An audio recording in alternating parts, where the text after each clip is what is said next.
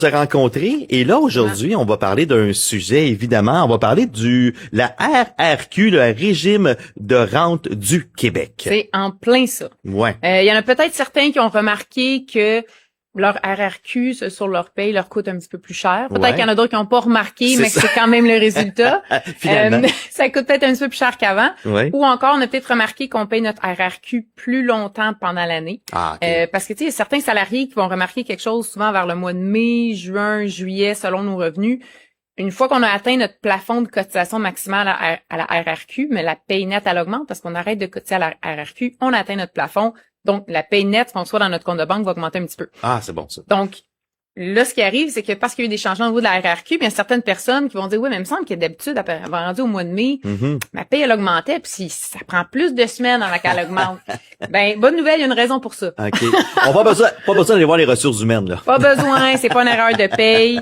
C'est vraiment parce que, bon, oui, on va avoir terminé de cotiser à la RRQ pour l'année pour le régime de base, mais il y a eu une réforme depuis 2019, il y a des changements au niveau des cotisations RRQ, et maintenant, il y a aussi la RRQ, une cotisation supplémentaire. OK. Donc, c'est un petit peu ça qu'on va décortiquer ensemble aujourd'hui.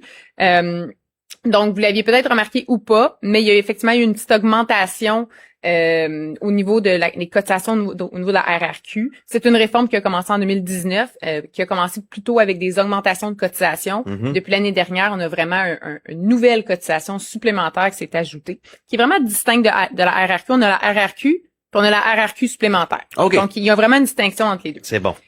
Donc, pourquoi est-ce qu'il y a eu ce changement-là? Ben, en fait, c'est surtout parce que la réalité des Québécois elle a changé depuis le temps. Les gens vivent beaucoup plus longtemps qu'avant. Puis en parallèle, bonne nouvelle.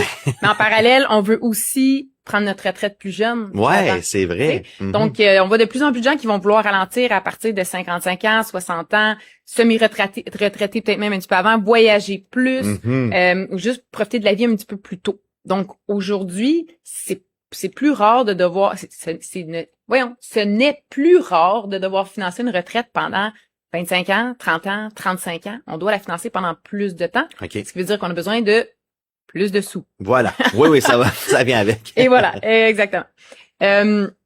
Puis, on voit aussi une autre réalité sur le terrain qui est le fait qu'il y a beaucoup de gens qui épargnent pas assez pour la retraite en fonction de ce que je viens de dire là. On veut la prendre plus tôt, on vit plus vieux, puis on veut en profiter plus. Ouais. Donc, pour refléter ce besoin-là qui a augmenté, on devrait être en train d'épargner plus, mais ce qu'on constate, c'est qu'on épargne moins. Ah oui, moins qu'avant. Bon. Exactement. Donc, c'est pour ça que le gouvernement a décidé de faire ce changement-là au niveau de la RRQ. L'objectif, c'est vraiment de renforcer le revenu de retraite futur des travailleurs québécois. Donc, avant la réforme, la RRQ remplaçait environ 25% du revenu admissible rendu à la retraite. Puis avec les bonifications qui ont ajouté progressivement depuis 2019, le pourcentage va augmenter graduellement jusqu'à environ 33% du revenu. Mais évidemment, pour offrir une meilleure rente plus tard, il faut cotiser plus aujourd'hui.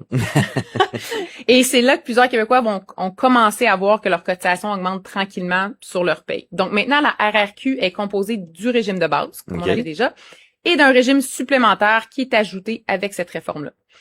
En 2026, le taux de cotisation du régime de base est à 10,6% au total. Mais le pourcentage est payé ou est partagé entre l'employeur et l'employé. Donc, actuellement, si on est salarié sur notre paye, on a 5,3% qui va aller à la RRQ et notre employeur va accoter ce 5,3%-là qui va aussi aller cotiser à la RRQ en notre nom. Okay. Pour les travailleurs autonomes qui sont pas incorporés, c'est un petit peu différent parce que les chanceux, eux, peuvent payer les deux portions. Ils vont payer le 5,3 pour l'employé et le 5,3 pour l'employeur avec un taux supplémentaire aussi de 2%. Donc, pour les travailleurs autonomes, il y a un 12,6% à payer seulement en cotisation RRQ. Donc, oui, il y a beaucoup de travailleurs autonomes qui le ressentent encore plus au niveau de la réforme parce qu'ils payent le double des cotisations. Mon Dieu, est-ce que j'en ai fait? C'est rare, ça m'arrive. Ben non, mais c'est correct, ça arrive. Ça arrive une fois de temps en temps. C'est les allergies. Ça doit être mes allergies, c'est ça. On en parlait tantôt. Ben oui. Donc, dans le fond, le plus gros changement qui est récent là, depuis la dernière année, là, en fait, un petit peu plus qu'un an, c'est celui dont on parle moins, puis c'est vraiment le deuxième plafond de la RRQ. C'est ça qui est venu s'ajouter. Donc, une fois qu'un travailleur va atteindre le plafond de la RRQ, donc en 2026, le premier plafond est fixé à 74 600. On va payer le 5,3% de cotisation. Maintenant, avec la réforme, on a la RRQ supplémentaire. Donc, quand on atteint le 74 600, là, on va tomber dans le calcul de la cotisation RRQ supplémentaire jusqu'à 85 000, où est-ce qu'on va aller cotiser 4 %. Ah, bon. Donc, il y a une plus grande portion des revenus plus élevés qui vont maintenant devenir admissibles à la RRQ. Ça veut dire une chose, ça veut dire que les travailleurs qui gagnent plus cotisent plus et ils vont aussi accumuler une rente de retraite plus élevée que ceux qui n'ont pas cotisé à la RRQ supplémentaire. Donc, il y a vraiment une distinction par rapport à d'autres régimes ou d'autres avantages au niveau du gouvernement, c'est que là, on va vraiment aller cotiser un supplément qui va être isolé et identifié comme un supplément. Donc, oui, on a gagné un petit peu plus de revenus qu'un autre, mais on va aussi gagner plus à la retraite pour que ça reflète vraiment les revenus générés. Bon. Donc, concrètement, personnellement, un salarié peut maintenant cotiser à peu près un 4 400 par année à la RRQ, soit le 3 799 du régime de base, plus le 700 approximativement des cotisations supplémentaires. L'employeur va aller cotiser l'équivalent. Donc, on est rendu à un petit peu en dessous de 10 000 par année qui va aller être épargné pour notre épargne retraite.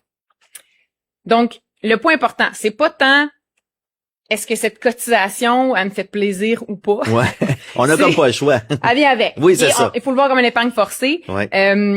Mais dans le fond, c'est plus qu'est-ce que ça veut dire. Puis ce que ça veut dire, c'est que quelqu'un qui va cotiser pleinement à ce nouveau deuxième palier-là pendant plusieurs années peut ajouter un petit peu plus que 100 $ par mois indexé, payable à vie à la retraite. Donc, évidemment, ça dépend pendant combien d'années. Si j'ai 55 ans, je prends ma retraite dans 5 ans, je vais avoir cotisé moins longtemps à ce régime-là versus quelqu'un qui a 25 ans. Ouais.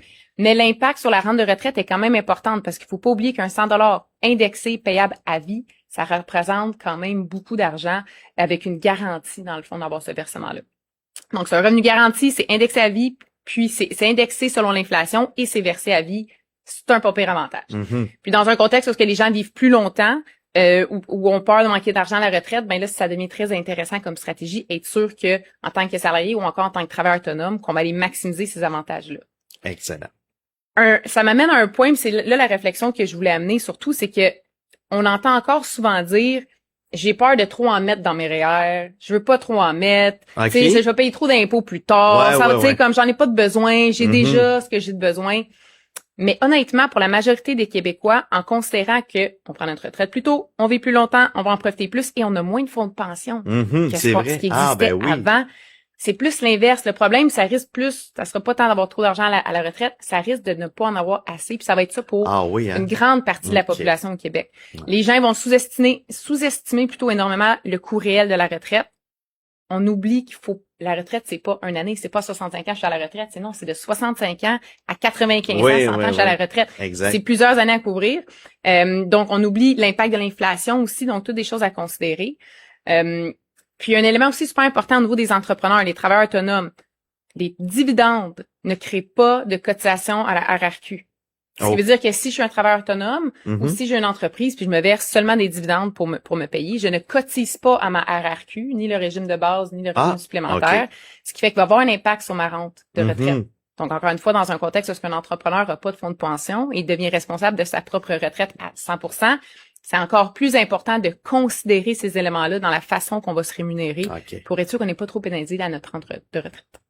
Donc, là où est-ce que la stratégie dans les rentes de retraite gouvernementales, comme la RRQ, devrait jamais être analysée seule, on doit vraiment penser, OK, oui, j'ai ma stratégie, je vais avoir une partie qui va venir du gouvernement qui va m'aider pour ma retraite, mais en parallèle de ça, il faut que je regarde, ça va être quoi ma stratégie au niveau de mes placements, mes REER, mon CELI, quand est-ce que je vais décaisser mes rentes, est-ce que je vais les sortir à 60, 65 ans, 70 ans, la fiscalité derrière tout ça, l'espérance de vie, puis la stratégie globale de notre planification de retraite.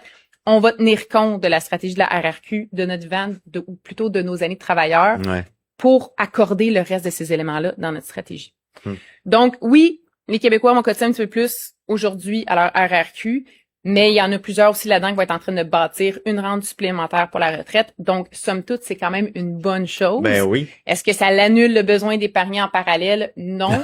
On n'oublie pas que même avec la cotisation supplémentaire, ça va seulement remplacer 33% des revenus générés. Et ça, c'est pour ceux qui gagnent 74 600 ou le 85 000. Pour quelqu'un qui vit un rythme de vie qui gagne 100, 150 000, 200 000 par année, on est quand même plafonné à notre 74 600. Donc, on n'est plus à 33% de nos revenus qui vont être couverts. On va être beaucoup moins que ça. Donc, la stratégie globale de retraite va être extrêmement importante. Mais somme toute, la RRQ supplémentaire nous donne un petit boost de plus. Excellent. Ben merci beaucoup parce que la RRQ, la Régime des rentes du Québec, on entend tous parler, mais évidemment comment ça fonctionne. On a pu l'apprendre avec toi. C'est une seule aventure de groupe financier, symbiose de groupe financier. Si les gens veulent rentrer en communication avec toi ou avec toute l'équipe, c'est de quelle façon qu'on peut procéder? Oui, vous pouvez communiquer avec nous via le site web. C'est la façon la plus efficace de nous trouver, le gfsymbiose.com.